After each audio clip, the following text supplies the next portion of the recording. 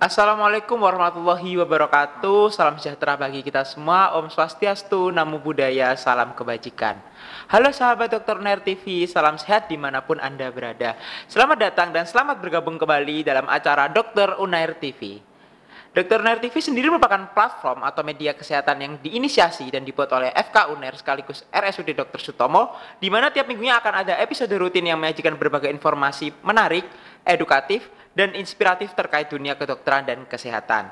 Jadi, biar kalian gak ketinggalan info menarik, teman-teman boleh banget nih langsung subscribe channel Dr. Unair TV sekarang. Atau kepoin kita di Instagram @drunair_tv dan @fkunair.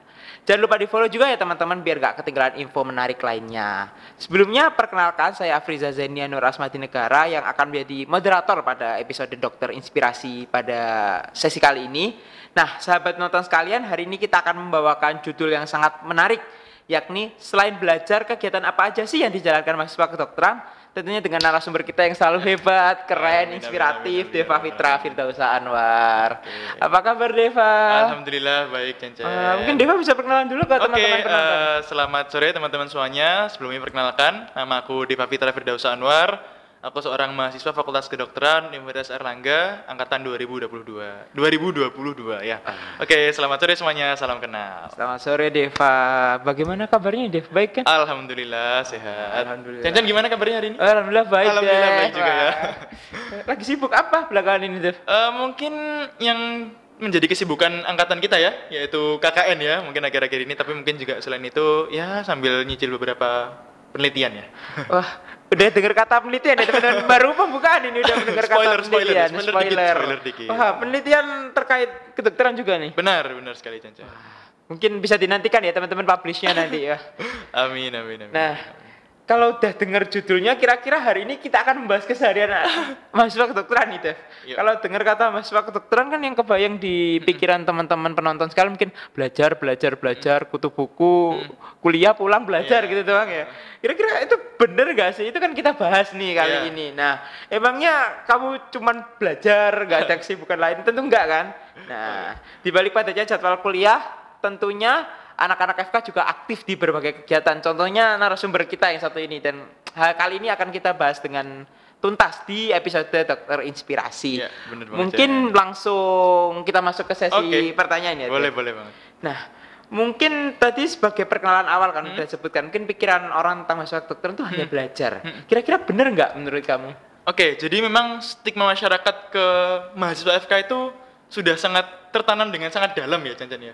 Dan ini mungkin menjadi stigma yang sudah mengakar di masyarakat. Dan pastinya di sini nanti kita akan bedah bersama-sama. Sebenarnya mahasiswa FK itu bisa ngapain aja toh. Dan kalau menjawab dengan singkat jawaban dari pertanyaan dari Cen tadi ya pastinya nggak benar ya. Kalau misalkan kita cuma belajar toh itu nggak kayak gitu. Jadi mungkin nanti teman-teman bisa saksikan sampai akhir, kita akan bedah secara tuntas ya. Secara di tuntas. FK itu mahasiswa FK itu bisa ngapain aja sih gitu. Jangan lupa tonton sampai akhir ya teman-teman, biar tahu jawabannya. Nah, terus bayangan kamu sebelum masuk FK nih, anak kedokteran itu seperti apa? Yang kutu buku kah?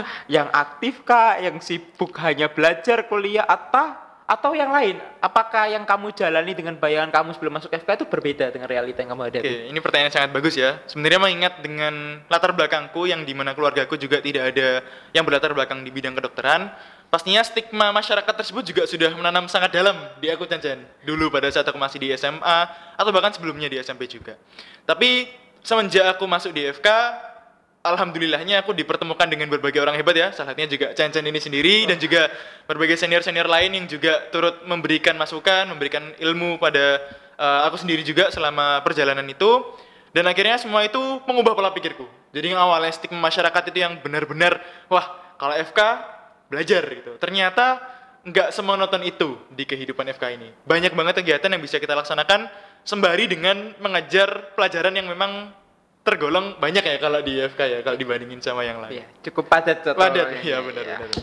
Nah, mungkin penonton sekalian penasaran nih dengan orang seaktif kamu nih, Dev. Kesehariannya apa sih?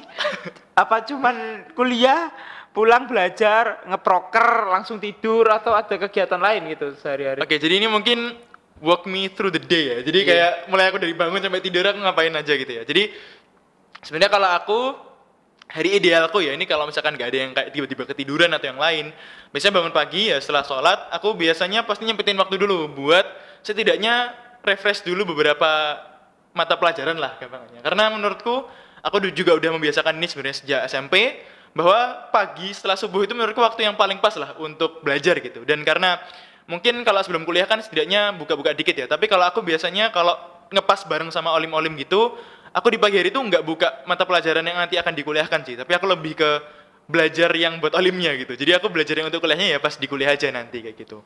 Terus habis itu pasti ya kita kuliah, dan kuliah di FK biasanya cukup padat. Biasanya kita kuliah tuh jam 7 sampai jam 3 sore, 7 pagi sampai 3 sore atau 4 sore. Terus baru setelah itu kita bisa melaksanakan kegiatan yang memang ya yang kita sesuaikan ya dengan kesibukan kita masing-masing gitu. Kalau mungkin aku sendiri pasti akan menyesuaikan di timeline itu apa yang perlu aku kerjakan. Apakah aku lagi ada banyak kegiatan proker yang perlu dikerjakan, ya pasti nanti jam 4 dan seterusnya sampai tidur itu isinya nanti rapat.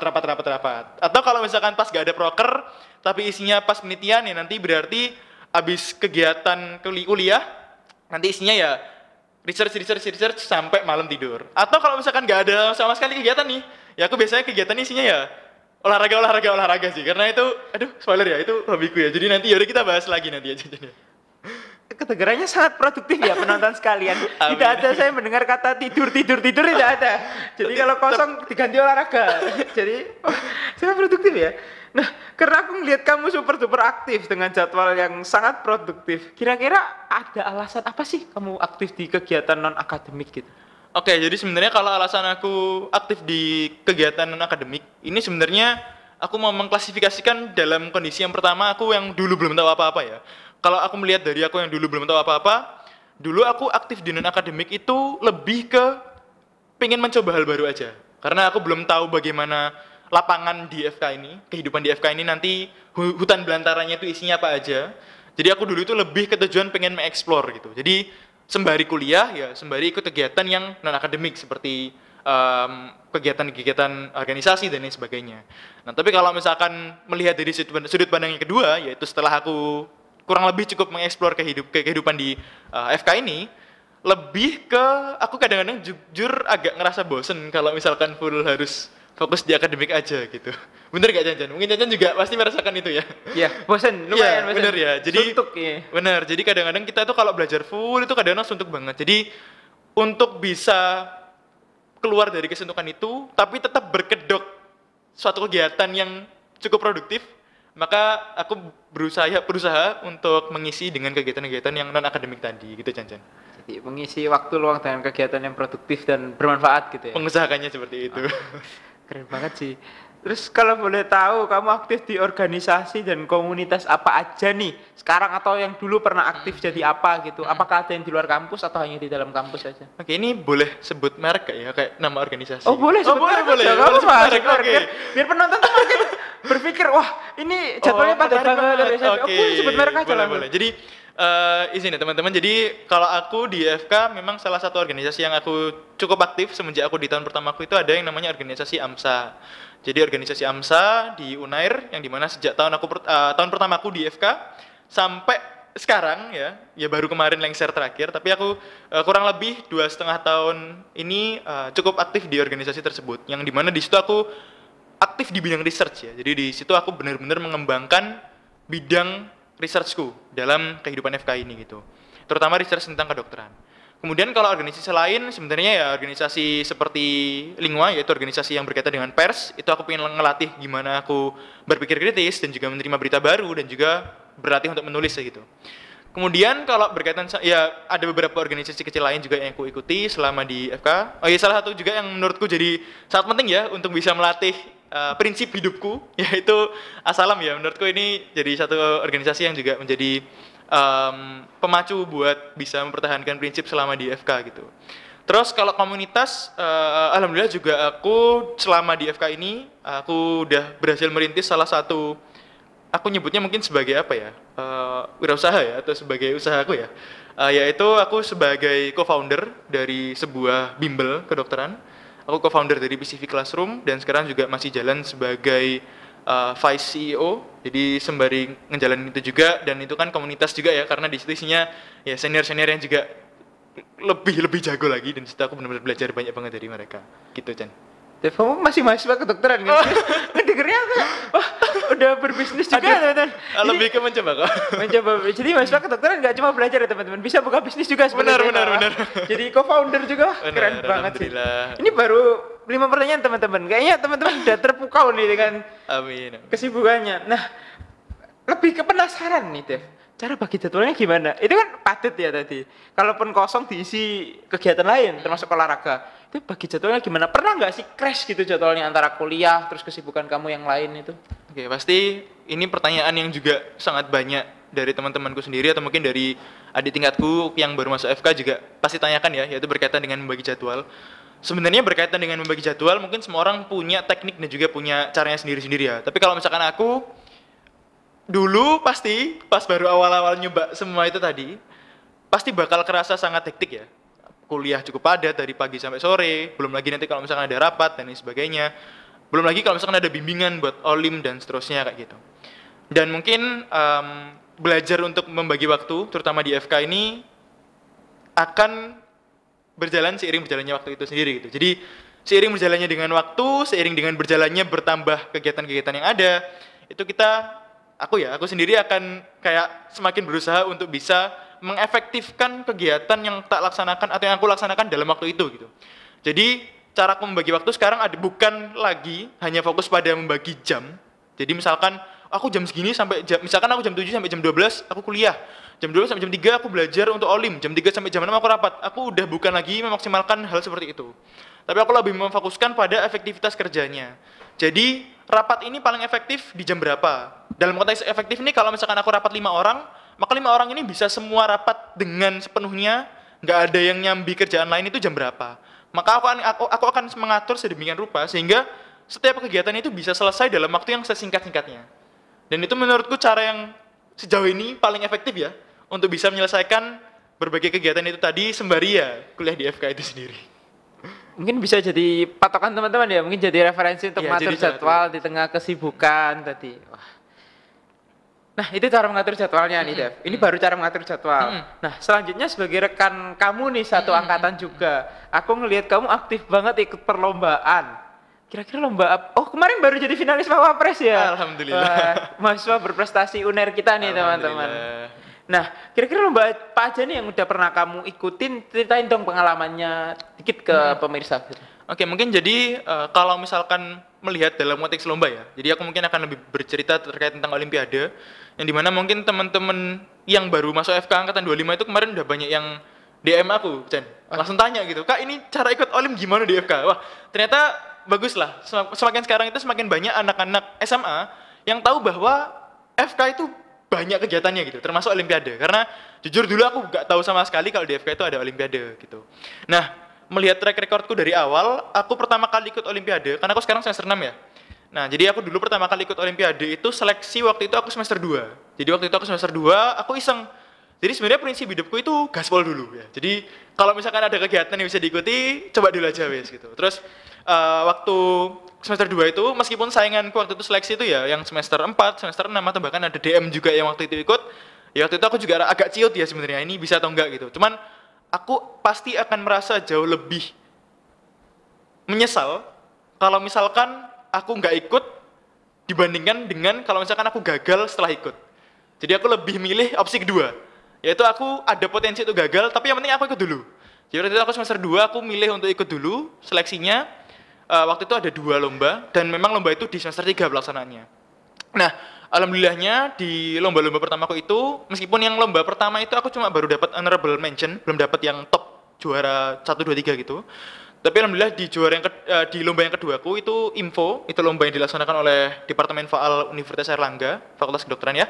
Itu alhamdulillah dapat juara 1 di semester 3 waktu itu. Dan alhamdulillah juga langsung di akhir tahunnya, di akhir semesternya dapat juara 2 di CMU IMC, yaitu lomba anatomi internasional. Waktu itu dilaksanakan di Thailand, di Chiang Mai University. Alhamdulillah juga dapat juara 2 bersama dengan senior-senior yang pastinya juga nggak kalah, yang jago banget lah, yang aku belajar banget dari beliau-beliau gitu.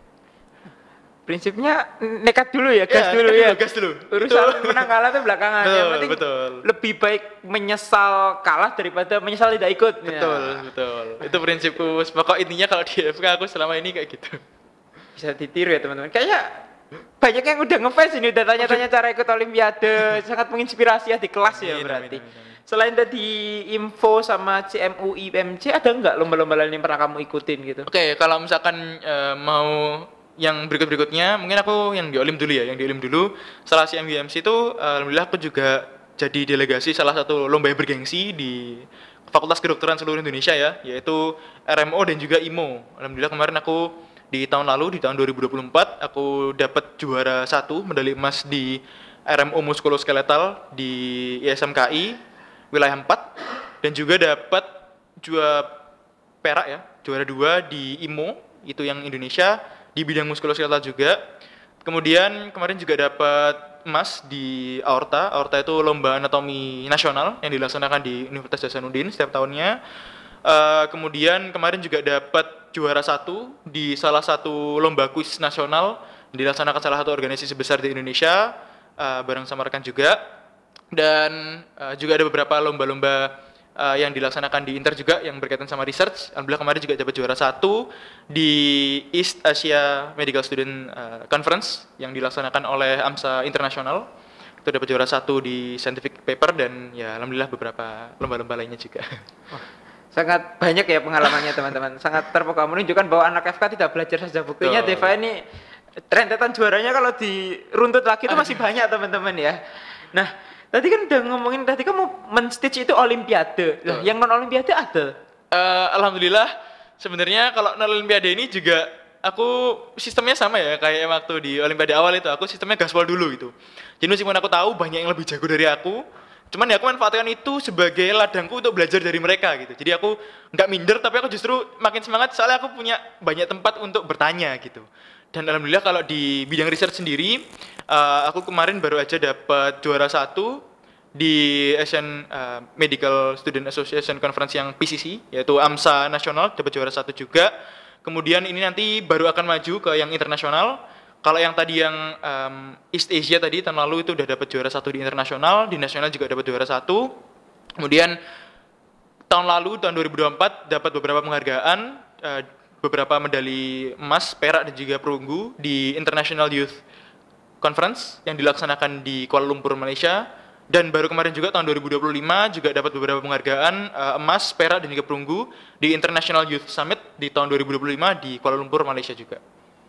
Dan mungkin ya ini sebenarnya juara yang agak di luar dari rentetan tadi ya, yaitu tahun lalu aku dan angkatanku ya berhasil dapat juara 2 di Dekan Cup, yaitu lomba internal di cabang bola voli ya. Dan alhamdulillah di tahun ini, tahun 2025 dapat juara 1. Jadi tahun lalu kita membahasnya nih, kita tahun lalu dapat juara 2 tapi alhamdulillah tahun ini dapat juara 1 di voli Dekan Cup FK Uner. Makin digali kegiatannya makin banyak ya prestasinya teman-teman. Keren banget ya Deva ternyata.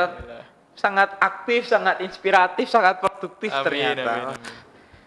Nah, selain lomba-lomba tadi nih, kira-kira kamu pernah mengikuti proyek penelitian atau kegiatan sosial atau kegiatan lain selain lomba gitu? Jadi mungkin kalau buat teman-teman yang belum tahu, memang di FK ini sangat banyak sekali ya, Chan ya, Iya, proyek-proyek yang di luar dari bidang akademik. Meskipun itu pun bidang akademik, tapi selain dari perkuliahan yang disebutkan oleh Chan tadi ya, ada proyek yang berkaitan sama penelitian, ada proyek bidang di bidang sosial sendiri. Dan memang kalau misalkan aku sendiri di sini juga aku sebagai ketua angkatan Fakultas Kedokteran angkatan 2022 dan pastinya aku juga punya kewajiban untuk memimpin angkatanku untuk melaksanakan salah satu acara angkatan ya, yaitu Bakti Sosial Angkatan yang alhamdulillah kemarin kami memberangkatkan satu angkatan di tahun 2024 kemarin ya Chan ya. Kami ke Trawas di Mojokerto dan kami melaksanakan di sana selama 4 hari 3 malam. Kemudian kalau misalkan buat proyek penelitian lain, alhamdulillah juga kemarin beberapa kali diajak kolaborasi dengan beberapa dosen di FK Uner untuk ikut serta di beberapa penelitian dan juga di proyek pengabdian masyarakat yang beliau ikuti.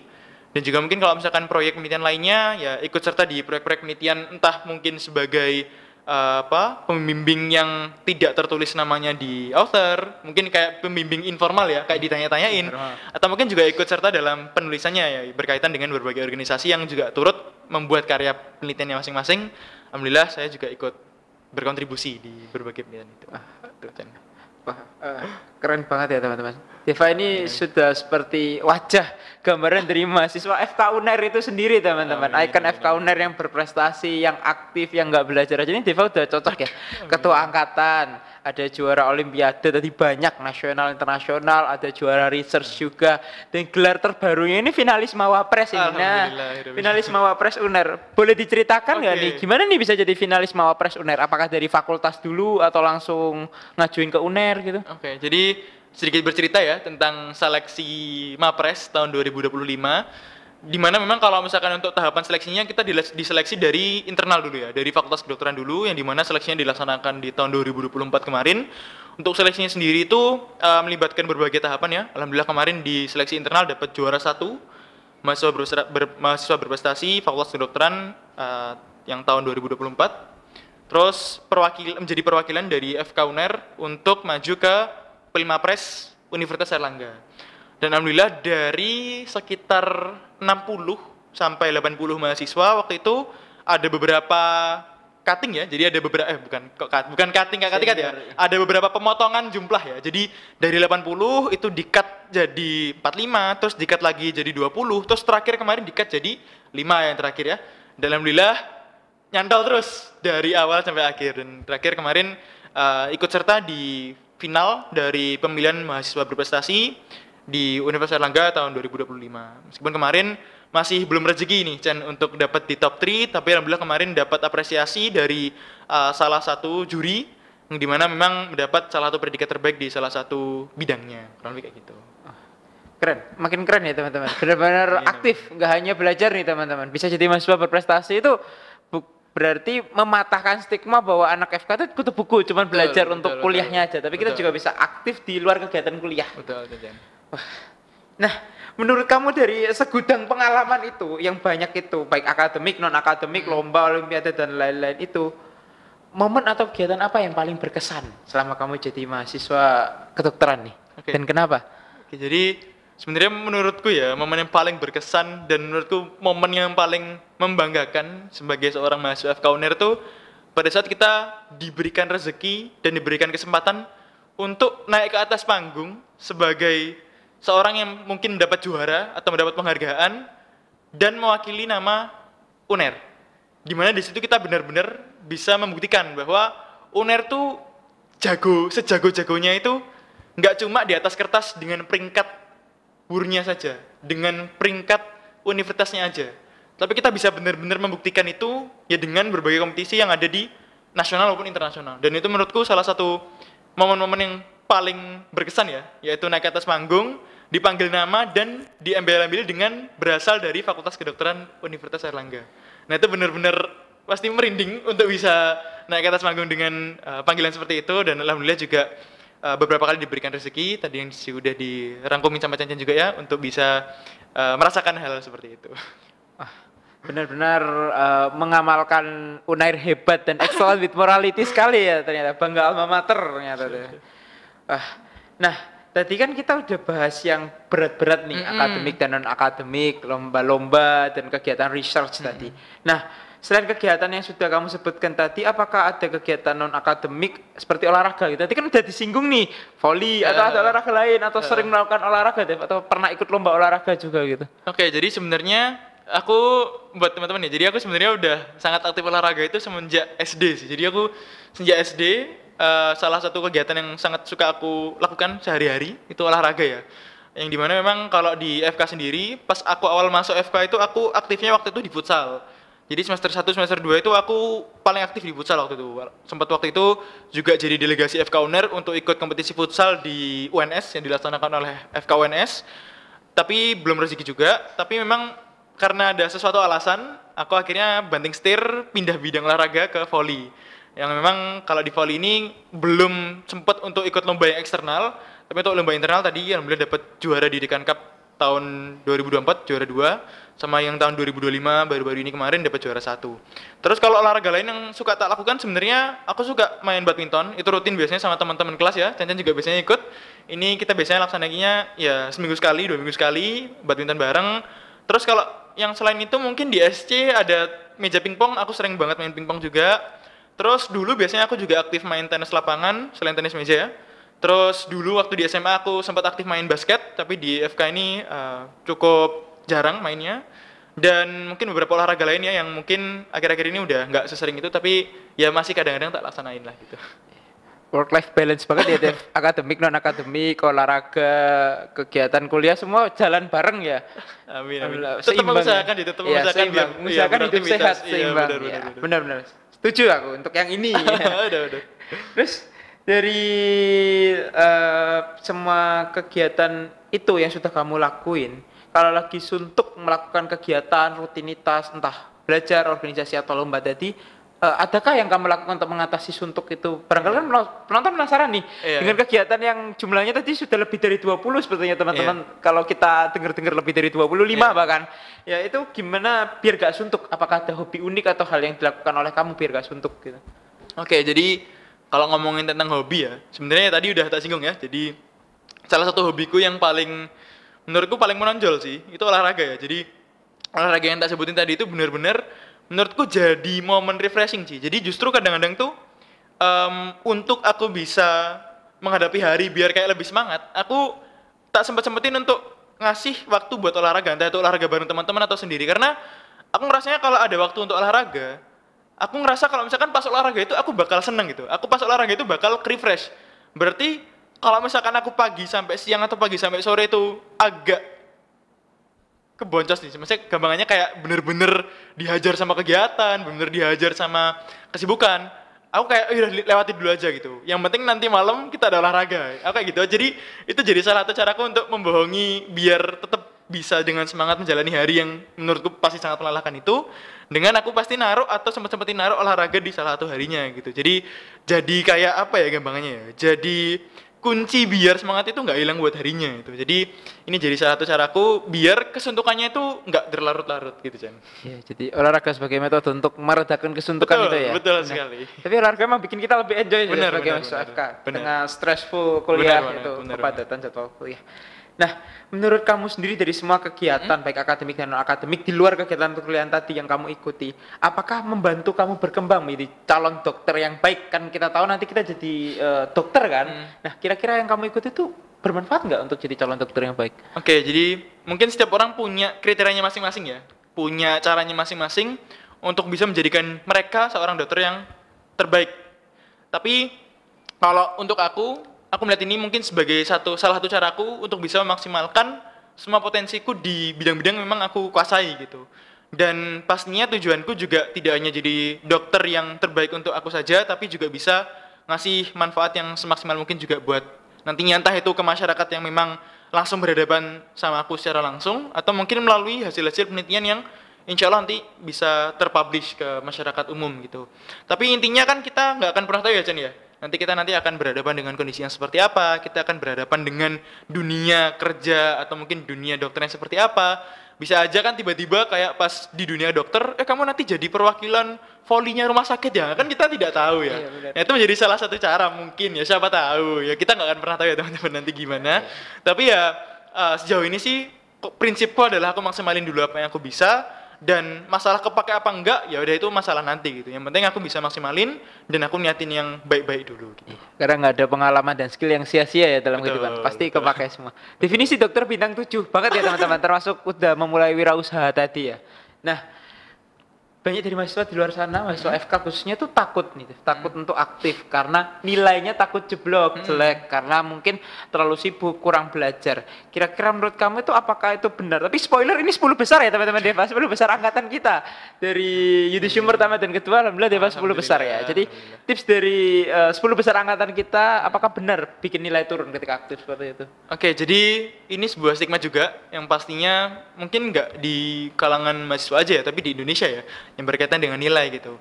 Sebenarnya kalau kita ngomongin tentang nilai, pasti kita akan ngomongin tentang prinsip ya. Jadi apakah prinsip kita itu melihat nilai itu sebagai hasil akhir yang menjadi penentu objektif dari keberhasilan kita, atau kita membuat prinsip bahwa memang seberapa nilainya, yang penting kita udah usaha, kita udah niatkan, dan hasilnya juga udah bagus selama perjalanan mendapatkan nilai itu. Tapi kalau misalkan memang nilainya belum maksimal ya berarti mungkin belum rezekinya gitu. Ya prinsip orang pasti berbeda-beda ya Chan ya.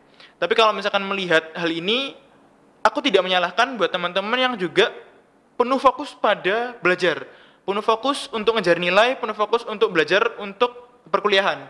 Karena mungkin juga dengan mereka memperdalam ilmu, dengan mereka menjadi, mungkin kalau orang-orang lihat sebagai kutu buku, bisa jadi mereka adalah profesor-profesor kita di masa depan yang akan menjadi pembedah-pembedah ilmu yang jauh lebih dalam gitu. Kita tidak akan pernah tahu.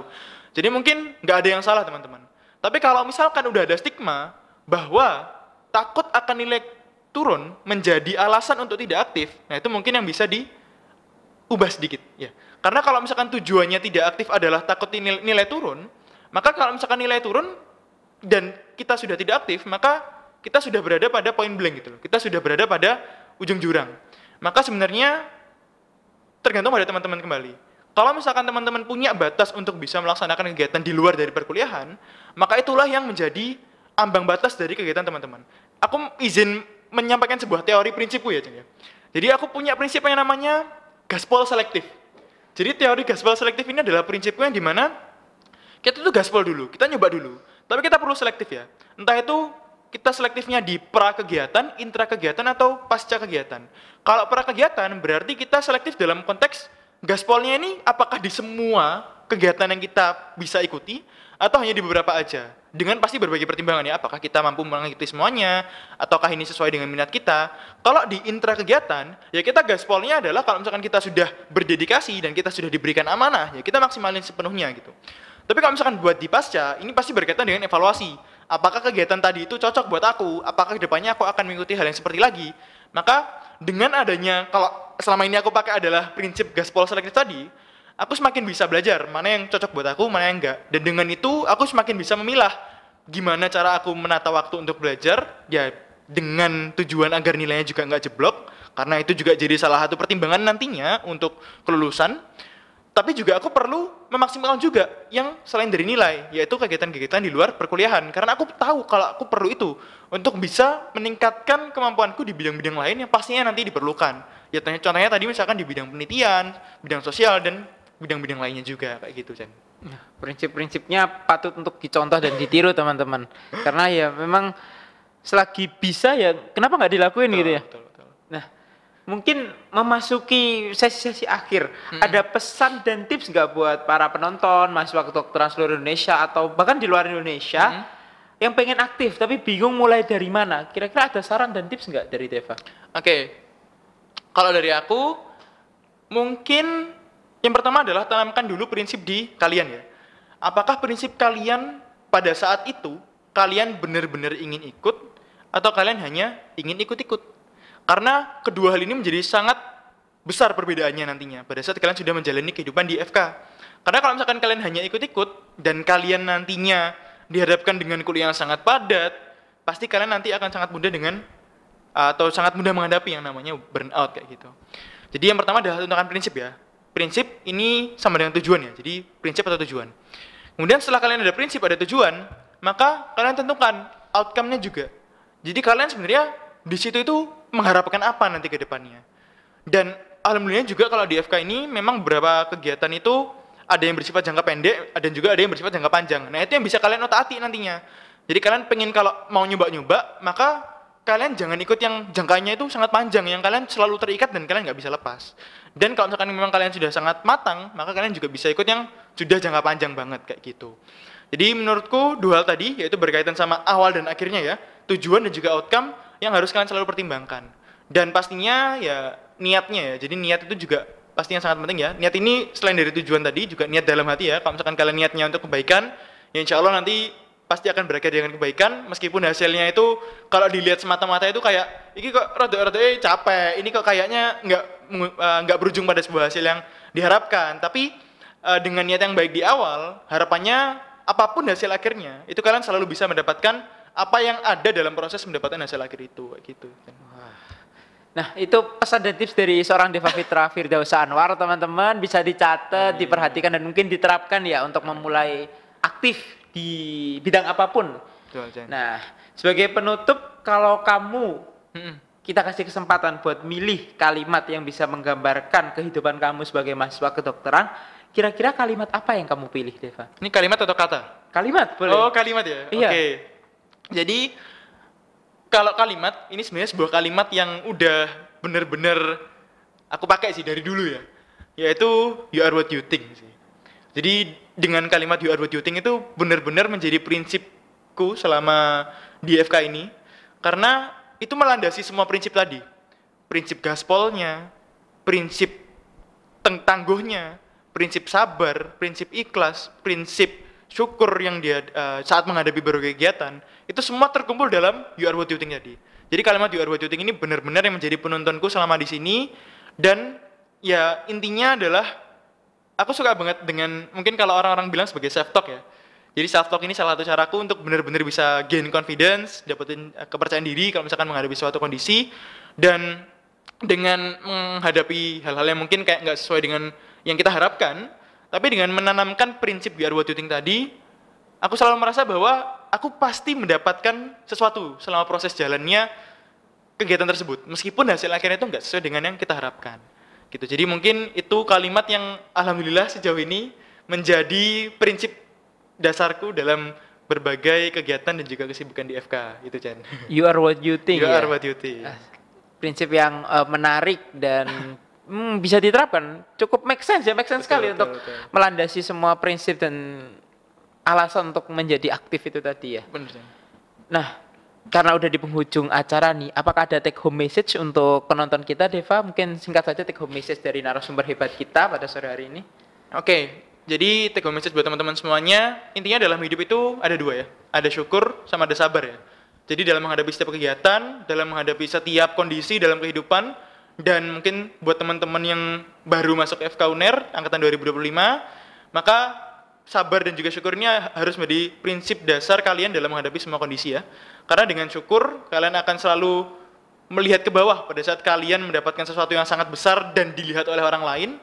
Tapi dengan kalian sabar, kalian tidak akan pernah jatuh untuk kondisi-kondisi yang memang membuat kalian tersandung gitu. Jadi syukur dan sabar selalu ingatlah, dan juga itu menjadi kunci dari setiap keberhasilan di dunia ini nantinya.